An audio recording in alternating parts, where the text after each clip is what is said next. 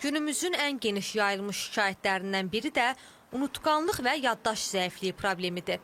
Bu hala əvvəllər əgər əsasən yaşlı insanlarda rast gəlinirdisə, indi gənclər və hətta yeniyetmələr arasında da bu problem artıb. Bəli, yaşayıram bu halı. Mənə görə səbəbi qidalardan və yaxud da yaşadığımız problemlərdən ola bilər.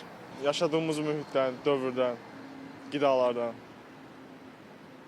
Sizin özünüzdə yaddaş zəifliyi problemi var? Bəli, var. Yəni, hamımızda var. Bəlkə də qidadan ya da stressdən.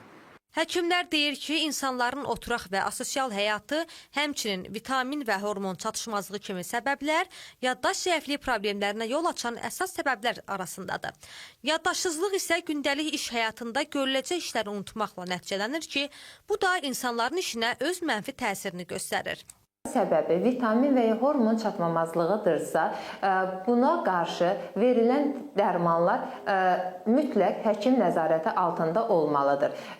Nələr çatışmırsa, müayinədən sonra orqanizmada onlar təmin edilməlidir. Əgər bu səbəblərdən psixoloji səbəblər olarsa, bunun səbəbi psixoloqun konsultasiyası və bunu yaradan psixoloji faktoru aradan götürmək tövsiyə olunur. Sosioloqlar isə bu halı müxtəlif sosial problemlərdən yaranan əsəb və gərginliklə əlaqələndirirlər. Bundan başqa, müasir dövrdə müxtəlif mövzularda kontentlərin çoxalması da yaddaş zəifliyinə yol açır.